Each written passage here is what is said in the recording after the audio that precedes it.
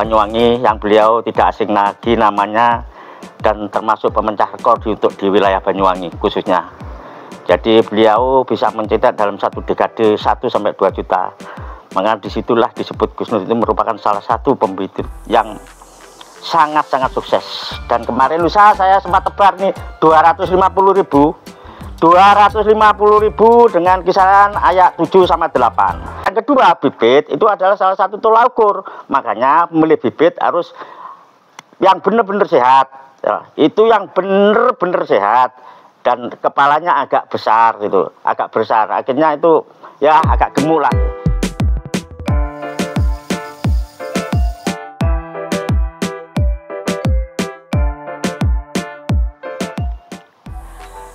Assalamualaikum warahmatullahi wabarakatuh. Berjumpa lagi di channel Dunia Lele, channel yang membahas seputar pembudidayaan bibit lele, perawatan larva lele, dan penjualan bibit lele.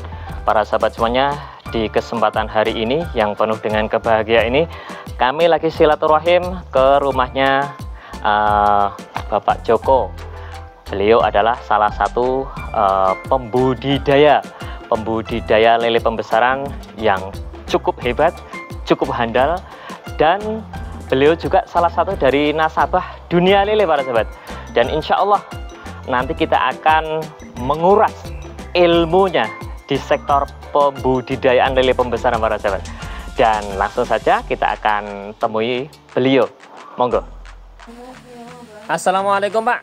Monggo perkenalkan diri terlebih dahulu Pak. Assalamualaikum warahmatullahi wabarakatuh. Perkenalkan, nama saya Joko Pristiwantoro. Di sini saya pengelola budidaya lele, yaitu yang saya kasih nama Padepokan Budidaya Lele Intensif, wilayah Sumber Sewu, Kecamatan Muncar, Banyuwangi, Jalan Kolam Renang, Gumuk Kantong.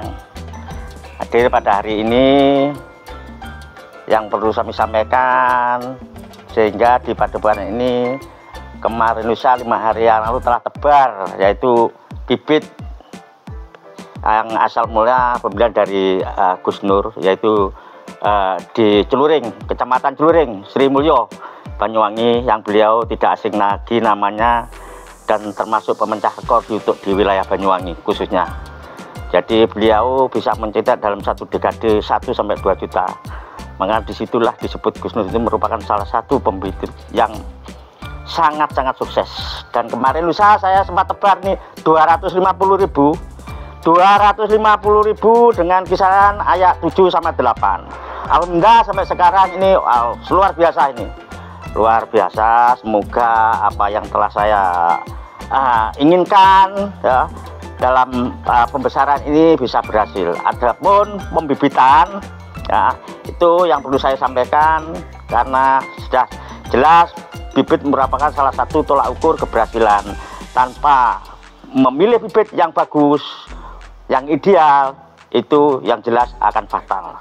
Oke, terima kasih Pak atas penjelasannya panjenengan. Dan di sini Pak, kami memang mengakui bahwa panjenengan itu termasuk salah satu pembudidaya pembesaran yang super ekstra lah, dengan kapasitas tebar itu di atas 200.000 ekor.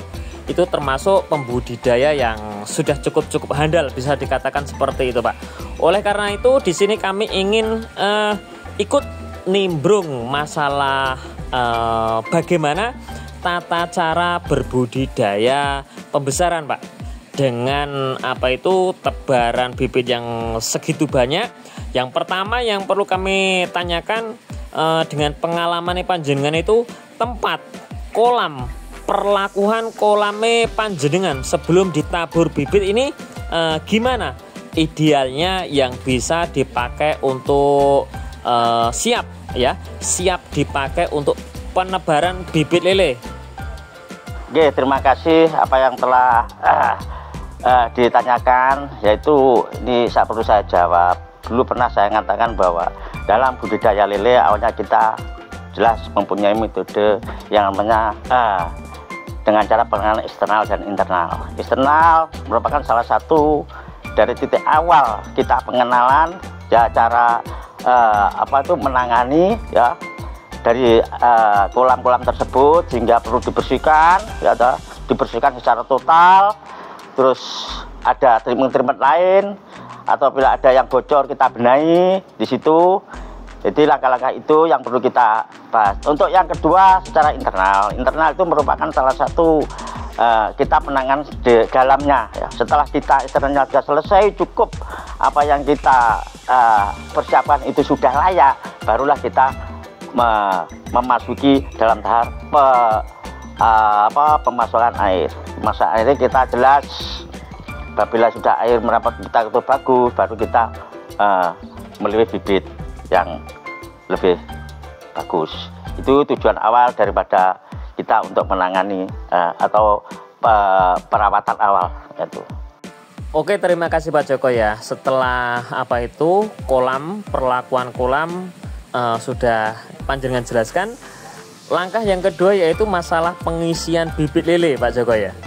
Nah, di sini ada hal-hal yang perlu kami pertanyakan sesuai dengan pengalaman Pak Joko. Yang pertama Pak Joko ya, bagaimanakah menurut pendapat Pak Joko kriteria bibit yang baik yang ditebar di dalam kolam panjenengan? Itu kriterianya bagaimana Pak Joko? Dan yang kedua Pak Joko ya, keutamaan dalam pembelian bibit lele itu lebih baik dari petani pembudidaya pembenihan langsung atau lewat tangan kedua, atau yang gimana lah. Kalau menurut pendapat panjenengan itu yang efisien, yang efektif itu lewat mana Pak Joko? Matur nuwun. Oke, terima kasih. Secara kebetulan saya itu cara budidaya dengan air bersih. Itu dengan air bersih. Cara untuk membibit paling tidak itu harus mempunyai kriteria yang bagus bibit. Yang perlu dibelah dulu, satu yaitu kita sesuaikan dalam keadaan bagaimana pengeluaran di kolam kita ini, terutama gitu ya, baru kita mencari bibit yang sesuai dengan penanganan kita sendiri. Artinya begini, kalau kita dengan sistem air bersih ya, kita harus mencari sistem yang air bersih.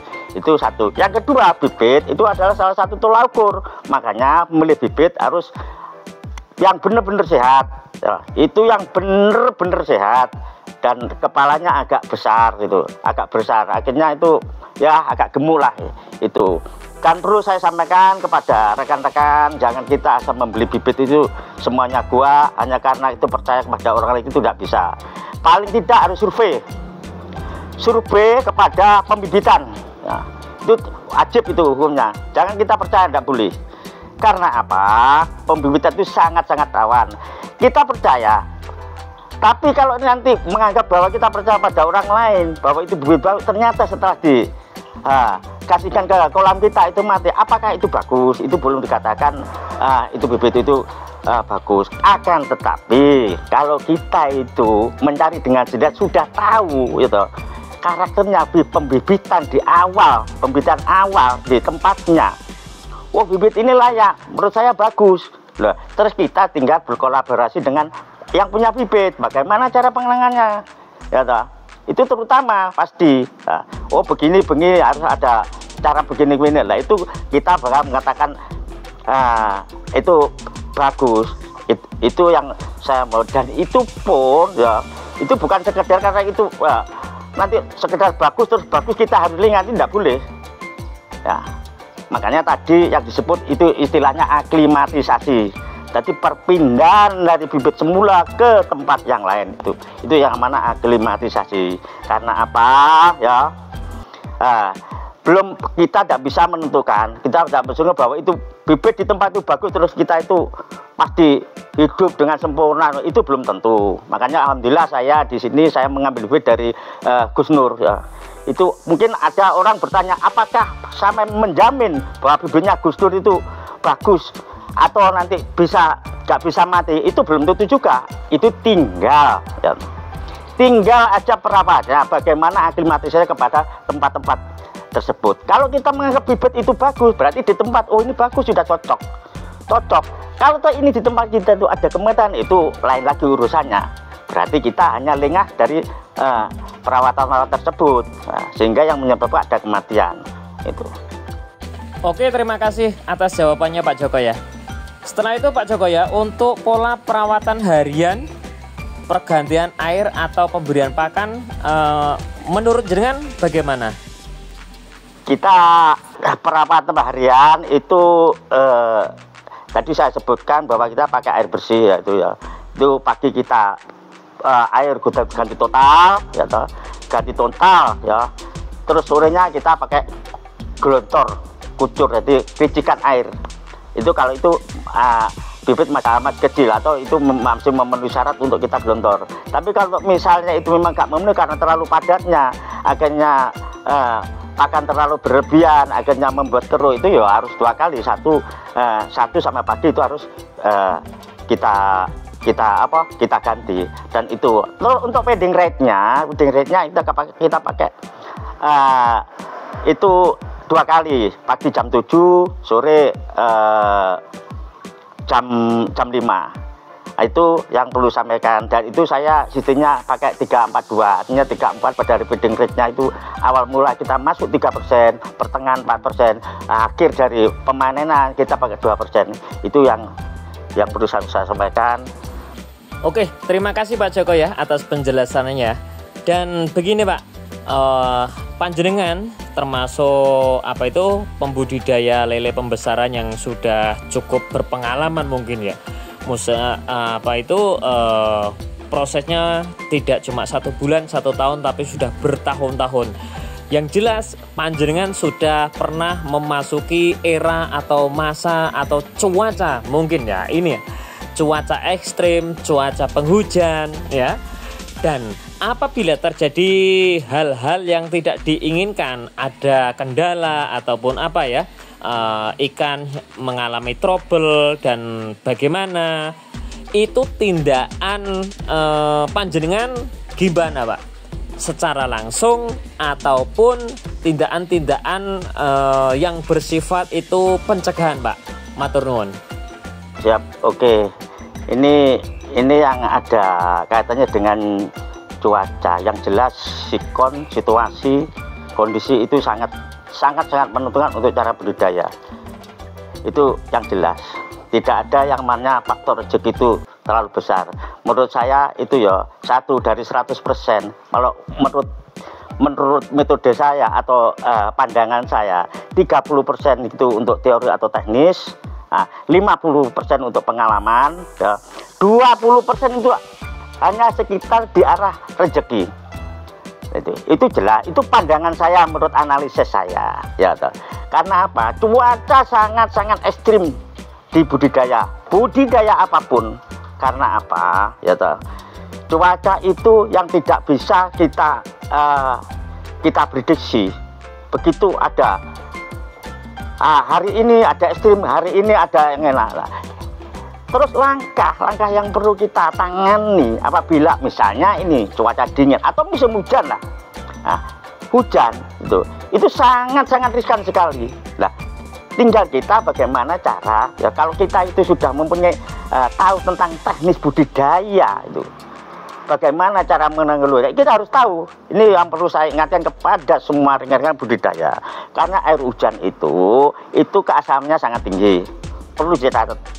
Keasamannya terlalu tinggi sehingga akan membuat lele tersebut akan menimbulkan suatu kondisi yang tidak nyaman. Karena apa? Karena cuaca itu langsung mengganti. Caranya bagaimana untuk mengatasi supaya air hujan ini bisa ditanggul, yaitu caranya dengan penggantian air total pada waktu kena musim hujan. Itu kalau tidak kucurkan air itu sudah, itu tidak ada istilahnya kalau ada hujan, tidak ada. Banyak orang mengatakan, nggak banyak, ada seseorang yang tidak tahu persis tentang teknis budidaya bahwa air hujan itu bagaimana, tidak ada masalah. Itu bohong bahwa dia itu yang tidak mengetahui tentang teknis tersebut. Itu di situ. Karena apa ya toh? Dengan air hujan tanpa ada kita tanggulangi, ada pergantian air dengan menunjaknya asam yang sangat tinggi, akhirnya apa akan menjadi keruh, akhirnya apa yang timbul nitrit, itu terjadilah amonia. Amonia akhirnya terjadi apa? Kena masalah, misalnya sirip, perut kembung, Nah itu banyak ya terjadi seperti itu, karena yang disebut penyakit kuning itu yang sangat luar, itu yang sangat mengerikan. Saya kira itu ya, itu saya rekan-rekan tolong kalau misal ada cuaca yang ekstrim ya toh, baik hujan baik dingin, bagaimana cara kita mengelola di situ. Saya kira itu. Oke Pak Joko, terima kasih atas pencerahannya ya. Dan gini Pak Joko, ini untuk yang terakhir Pak Joko ya. Kalau panjenengan yang sudah begitu banyak pengalaman dengan tabur bibit sebanyak itu Pak, untuk proses pemanenan ketika sudah mencapai bibit ikan konsumsi Pak, apakah mengalami kendala nggak dalam proses penjualannya ataupun pasarnya, gimana? Coba diterangkan Pak Joko ya, untuk masalah pasar ini ya. Terima kasih. Ya kalau kita katakan bahwa segala apapun, usaha apapun, baik budidaya maupun bisnis pabrik apapun, itu kendala sering pasti terjadi. Karena dengan apalagi budidaya lele ini barang hidup, ini barang hidup. Kalau sudah lele itu meluap kemana-mana, otomatis pasar sudah lesu. Nah untuk mengantisipasi, untuk mengatasi dengan lesunya pasar itu, bagaimana kita dengan cara mengurangi pakan. Nah, supaya apa? Supaya ya itu kita perpanjang aja. Memang resikonya itu mengurangi dari hasil ekonomis kita, tapi kita lebih optimis daripada nanti kita dipakan lebih banyak, akhirnya lepas dengan harga murah, apalagi nggak terjual. Yaitu makanya kita harus banyak-banyak mengantisipasi bahwa dengan meluapnya lele, meledaknya lele di pasaran yang lemah, itu caranya begitu. Atau lebih-lebih kalau misalnya itu ya, kalau kita itu misalnya, waduh kalau sudah lepas gimana ini, ya kita taruhlah, kita ya tahan aja ya, tahan aja untuk sementara, nanti sambil walaupun secara ekonomi kita itu sudah mengurangi dari hasil, tapi kan tetap bisa membantu untuk mengganti pakannya itu aja sudah. Itu saya kira.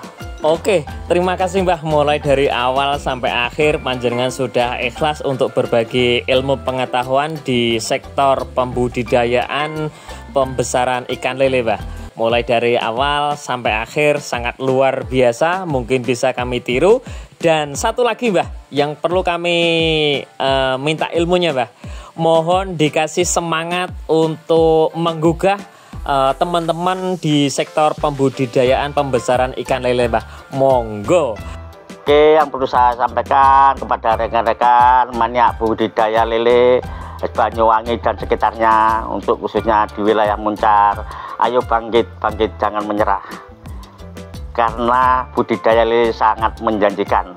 Jangan kita menyerah karena kegagalan 1-2 kali itu kita patah semangat. Semangatlah, aku yakin Allah tidak diam, pasti memberikan rezeki. Alhamdulillah, dengan adanya kerjasama kita, sering sharing kepada senior-senior dengan cara-cara pemilihan atau bibit itu dengan sempurna, saya kira insya Allah kita bagus. Kalau kita gagal hari ini, untuk kedepannya kita harus semangat dan kita mencari solusi kepada rekan-rekan. Itu yang perlu saya. Alhamdulillah saya di sini juga kerjasama dengan Pakan Safir, yang mana Safir ini sangat luar biasa sehingga saya banyak menikmati. Walaupun pakan-pakan lainnya itu juga baik, tapi saya lebih cocok untuk sementara ini, mudah-mudahan dengan Pakan Safir ini tetap terjaga. Ini pesan dari saya untuk Pakan Safir khususnya, ini harus dijaga, jangan sampai lengah, harga jangan sampai naik terus, mutu dijaga. Ini yang sangat luar biasa.